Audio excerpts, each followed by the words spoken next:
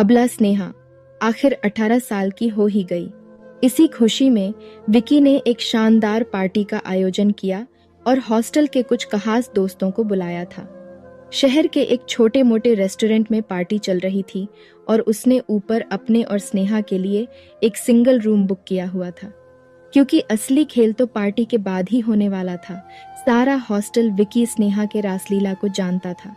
दोनों की जोड़ी खूब जचती थी, जैसे रोमियो और जूलियट। वाह, क्या सुंदर जोड़ी थी।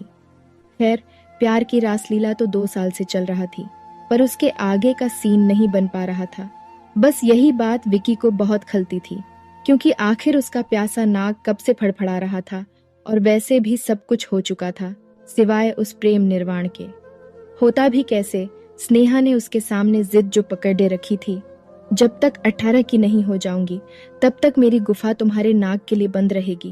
सीधा सादा और अपने माँ बाप का इकलौता लड़े डे का विकी, जिसमें थोड़ी शराफत अभी भी बाकी थी। लेकिन क्या करे, उसके फन फैलाए फड़फड़ाते काले नाक को अब वो कंट्रोल ही नहीं कर पा रहा था। पर आज आखिर वह दिन आ ही गया था जिसका उसे इंतजार था। खूब पीने पिलाने के बाद विकी और स्नेहा अपने उस रूम में घुस ही गए। झट से दरवाजा बंद करके विकी नशे में धूत स्नेहा को लेकर बिस्तर पर कूद पड़ेढ़ा। सालों से भूखा प्यासा कामरस से भरा हुआ विकी बिल्कुल समय न गवाते हुए 1 मिनट में स्नेहा के शरीर पर से कपड़ों की दीवार को निकालकर फेंक दिए।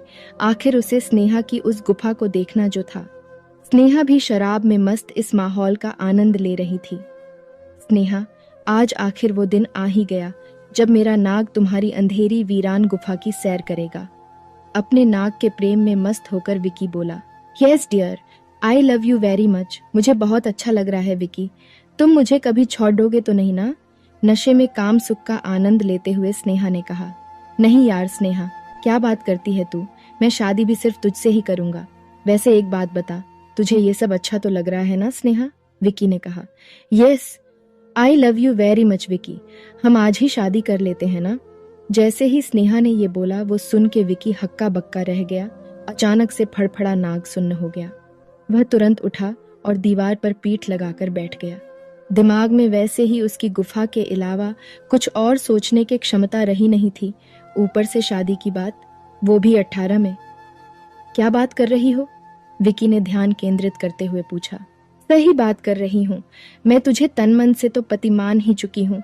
अब बस तू मेरी मांग भर दे। क्या बोल रही है? शादी को तो टाइम है ना? स्नेहा का जवाब सुनते ही विकी ने बोला। पर आज ही क्यों नहीं, जब मेरी अंधेरी गुफा में तुम्हारा नाग सैर करने ही वाला है तो? टेम्पररी शादी क्यों नहीं? विकी का दिमाग भी तेज था। उसने झट से बाजू में पीडीडे कांच के ग्लास को तोड़ा और फिल्मी स्टाइल में उसके एक टुकड़े से अपने लेफ्ट हाथ के अंगूठे को काटकर स्नेहा की मांग में भर दी। दोनों एक दूसरे से लिपट गए और चुम्मा चाटी करने लगे। दोनों एक दूसरे के होठों को काट रहे थे। तभी स्नेहा जोर से चिल्लाई, विकी, जल्दी गुस्सा दे अपना मोटा काला नाग मेरी इस अंधेरी गुफा में। अब मुझसे और सब्र नहीं होता। विकी को जैसे एक पल लगा जैसे ये सपना है, और वो बोल पड़ा, सच? हाँ, आज मैं पूरी तरह तेरी हो गई हूँ। तू जो चाहता है कर सकता है मेरे साथ। तू मेरी इस अंधेरी गुफा में अपना काला नाग जैसे चाहे नचा सकता है। खून सूख गया था, नशा बरह रहा था। 18 सालों का गरम लावा था जो किसी भी वक्त विस्फोट कर सकता था। थोड़ी देर तक एक दूसरे पर लिपटकर होठों और जबान से एक दूसरे को साफ करने के बाद आखिर वो पल आ ही गया जब विकी का काला नाग पहली बार किसी अंधेरी गुफा की सैर करने वाला था। सबसे पहले उसने अपने नाग को पकड़कर स्नेहा की छाती के दोनों बड़े बड़े पहाड़ों के बीच छोड़ दिया। थोड़ी देर वह रेलमपेल करने के बाद वो अपनी मतवाली चल के साथ धीरे धीरे नीचे उतरने लगा। खाई सी गहरी नाभि से होते हुए वह गुफा के चारों ओर घने जंगल के चक्कर लगाने लगा। आखिर इतने लंबे सफर के बाद वह अपनी मंजिल पर पहुंच चुका था, काली अंधेरी गुफा पर। 3-4 बार गुफा के दीवारों को अच्छे से सहलाने के बाद उसने गुफा में प्रवेश किया। जैसे जैसे वह गुफा में घुस रहा था, वैसे वैसे स्नेहा के भाव बदल रहे थे। फिर एक झटके से वह पूरा उसमें घुस गया और स्नेहा के मुंह से निकला, आह। फिर एक घनघोर बारिश के बाद आखिरकार उसकी प्यास बुझ गई। विकी मन ही मन अपनी प्रचंड उपलब्धि से खुश था। क्योंकि उसने ऐसी गुफा की सैर की थी जो जिसके अंदर पहले कोई नहीं गया था। स्नेहा टोटल टल्ली हो चुकी थी। अंधेरे कमरे, एक दूसरे की बाहों में दोनों बातें करने लगे। Sneha, thanks a lot. आज तुमने मुझे एक अनोखा गिफ्ट दिया है। 18 साल से जो तुमने किसी को नहीं दिया वह मुझे दिया।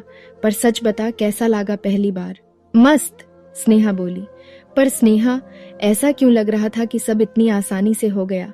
कुछ दर्द भी नहीं हुआ दोनों को और खून भी नहीं निकला जरा भी? विकी ने थोड़ा सोचते हुए पूछा। विकी, मैं स्पोर्ट्स में थी ना, इसलिए। स्नेहा वैसे ही टोटल टल्ली हो चुकी थी और वैसे भी शराब सच ही बुलवाती है। बचपन में एक बार दूर के अंकल ने जबरदस्ती की थी। भाई से बताया तो उसने सुना नहीं। फिर थोड़े साल के बाद स्कूल में भाई का दोस्त घर आया। उसको मैं बहुत अच्छी लगती थी। उसके साथ हुआ। उसके साथ काफी बार हुआ। स्कूल के लास्ट ईयर में मेरा एक बॉयफ्रेंड था। उसके साथ हुआ 1-2 बार। उसका एक कुत्ता था। उसके साथ भी ट्राई किया था एक बार। कॉलेज में फर्स्ट ईयर में फैशन शो डायरेक्टर के साथ हुआ एक बार। वो डायरेक्टर मुझे 1-2 बार पार्टी में ले गया था। तुझसे छुप के गई थी।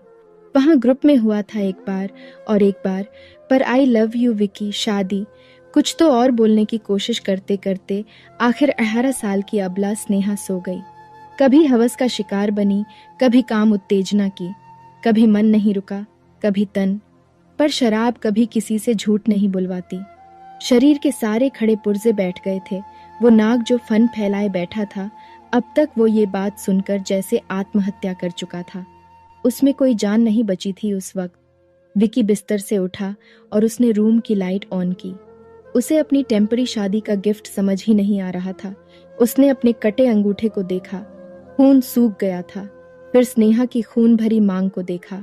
खून सूख गया था।